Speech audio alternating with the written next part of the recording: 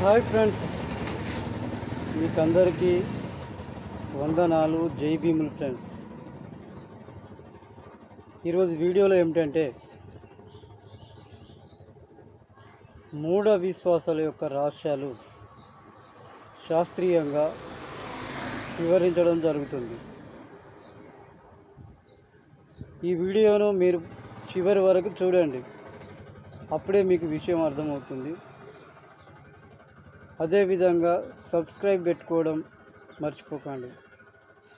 మీరు సబ్స్క్రైబ్ పెట్టుకోవడం వల్ల నేను ఇచ్చే సమాచారం చాలామందికి తెలుస్తుంది. కాబట్టి దయచేసి మీరు ఈ సమాచారం అందరికీ తెలిసే విధంగా లైక్ చేయండి, సబ్స్క్రైబ్ కూడా చేసుకోండి. ముఖ్యంగా మనం ఈరోజు మాట్లాడే విషయం ఏంటంటే మూఢ విశ్వాసాలు, వాటి రహస్యాలు. మూఢ విశ్వాసాలు అనేటి మానవుని యొక్క స్వార్థపూరిత ఆలోచనల నుండే ఉద్భవించినవి. వాటి నిర్మూలనకు చాలామంది కృషి చేస్తున్నారు. అయినా కూడా సమాజంలో మూఢ విశ్వాసాలు కొనసాగుతున్నాయి. మానవుని విశ్వాసాలను ప్రధానంగా అతని యొక్క ప్రవర్తన ఆధారంగా రెండు విధాలుగా విభజించవచ్చు. ఒకటి నైతిక విశ్వాసాలు, మరొకటి అనైతిక విశ్వాసాలు. ఈ నైతిక విశ్వాసాలు ధర్మంతోనూ శాస్త్రీయతను ఉంటాయి. వీటిని ఆధునిక విశ్వాసాలను కూడా పేర్కొనవచ్చు. ఈ ఆధునిక విశ్వాసాల నుండే మనకు ప్రపంచంలో రాజ్యాంగ చట్టాలు, మన భారతదేశ రాజ్యాంగ చట్టాలు కూడా ఏర్పడడం జరిగింది. మరొకటి అనైతిక విశ్వాసాలు. అనైతిక విశ్వాసాలు అనేటివి మానవుని యొక్క స్వార్థపూరిత ఆలోచన నుండి అవి ఉద్భవించినాయి. వాటిలో శాస్త్రీయత ఉండదు, ఎలాంటి న్యాయం ఉండదు, అంత అధర్మం, అజ్ఞానం ఉంటుంది, అనైతిక మత్తు ఉంటుంది అందులో. ఈ అనైతిక విశ్వాసాలనే మరలా మూఢ విశ్వాసాలుగా విభజించవచ్చు. మూఢ విశ్వాసాలను మళ్ళీ 3 రకాలుగా విభజించవచ్చు. ఇవి మానవుని ప్రవర్తన ఆధారంగానే ఈ విభజన జరుగుతుంది. మానవుడు మంచిని విశ్వసిస్తే అతని ప్రవర్తన మంచిగా ఉంటుంది. చెడుని విశ్వసిస్తే అతని ప్రవర్తన చెడుగా ఉంటుంది. అంటే అతడు ఏ విశ్వాసాన్ని విశ్వసిస్తున్నాడు అనేది అతని ప్రవర్తన తెలియపరుస్తుంది. అది సమాజంలో మనకు ఒక విధానంగా, ఒక భౌతిక ప్రవర్తనగా కనబడుతుంది. మూఢ విశ్వాసాన్ని 3 రకాలుగా ఎందుకు విభజించవచ్చు అంటే దాని ప్రవర్తన బట్టి 3 విధాలుగా విభజించవచ్చు. ఒకటి వ్యక్తిగత మూఢ విశ్వాసం, రెండవది మత సంబంధిత మూఢ విశ్వాసం, మూడవది మంత్రవాద లేక ఉగ్రవాద, ఉన్మాద, మనువాద మూఢ విశ్వాసంగా పేర్కొనవచ్చు. ఈ వ్యక్తిగత మూఢ విశ్వాసాలలో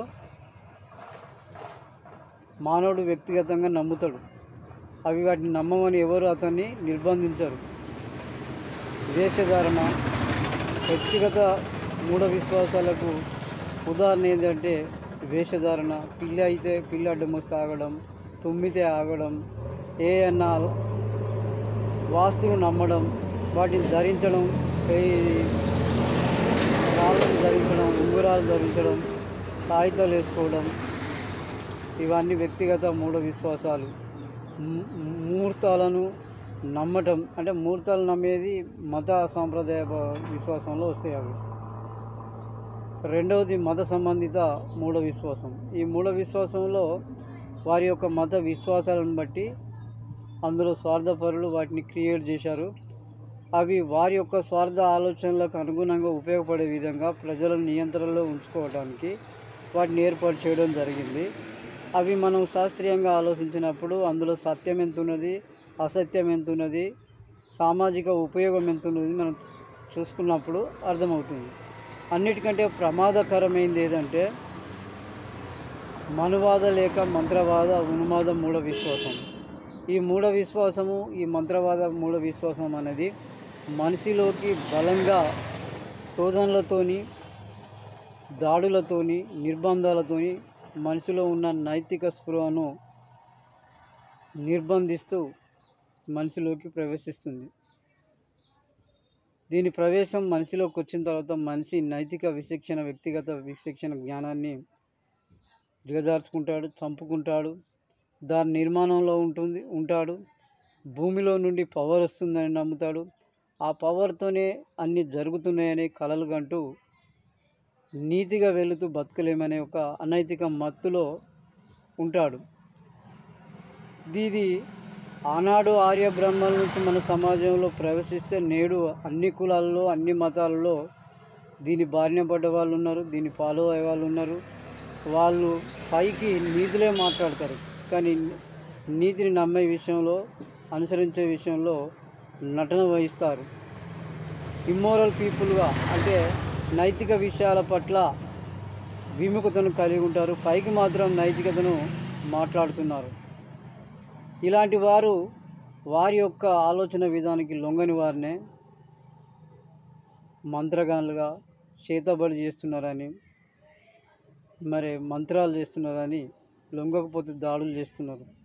ఇదొక పెత్తనం, ఇదొక ప్యారలల్గా మన దేశంలో ఇది ప్రభుత్వానికి కానీ ఉగ్రవాద రూపంలో, ఉన్మాదాల రూపంలో ప్రజల యొక్క నైతిక బలంపై ఇది పనిచేస్తున్నది. దీనికి అవకాశం దొరికినప్పుడల్లా ప్రజల నైతిక వ్యక్తిగత స్వేచ్ఛపై దాడి చేస్తూ వాళ్ళని వ్యక్తిగతంగా నిర్బంధిస్తూ దాని నిర్మాణంలో ఉంచుకుంటున్నది.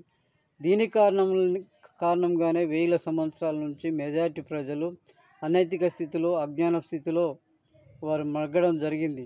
నేటికి కూడా మరి దీని బారిన పడ్డ వాళ్ళు మరి అంబేద్కరిజం అని మాట్లాడతారు, కమ్యూనిజం అని మాట్లాడతారు, అనేక నీతి సూత్రాలు, భక్తులైతే నీతి సూత్రాలు మాట్లాడుతుంటారు, వల్లిస్తుంటారు.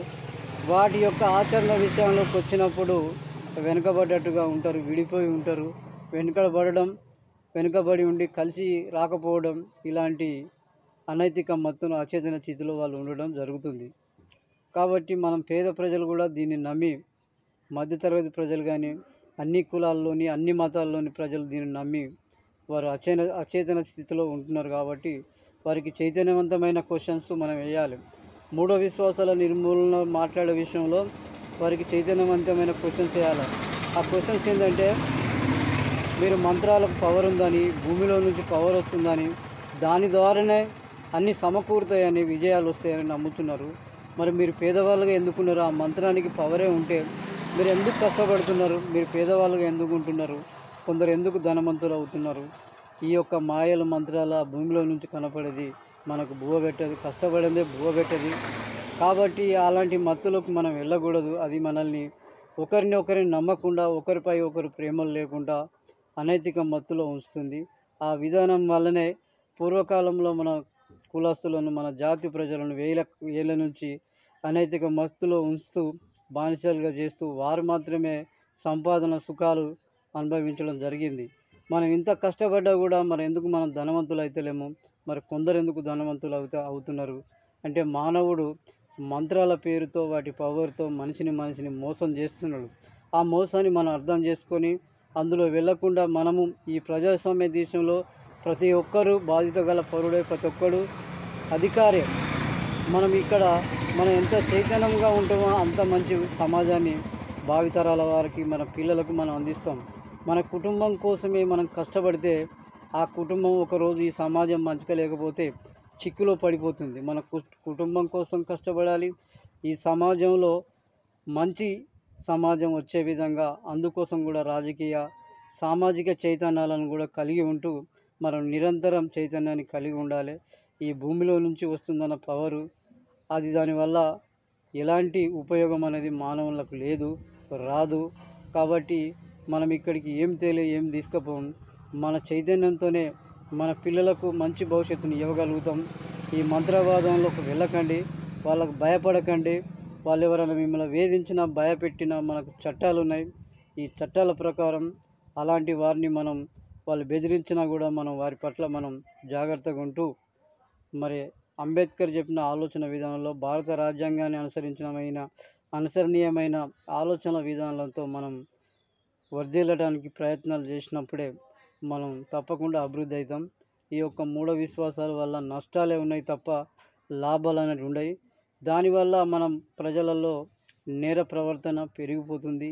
అవి నేరాలకు మంచి ఉత్ప్రవర్తనలుగా నేరం వేగంగా జరిగే విధంగా మన మనసులను డిస్టర్బ్ చేస్తున్నారు. మన మానసికంగా మనతో ఆటలు ఆడుకుంటున్నారు, నిర్బంధిస్తున్నారు. సొంత వాళ్ళతోనే పంచదులు పెట్టిస్తున్నారు, సొంత కుటుంబస్తుల మీదకే ఎగదోస్తున్నారు. మరి కాబట్టి ఇలాంటి అచేతనమైన దాన్ని మనం నమ్మనవసరం లేదు.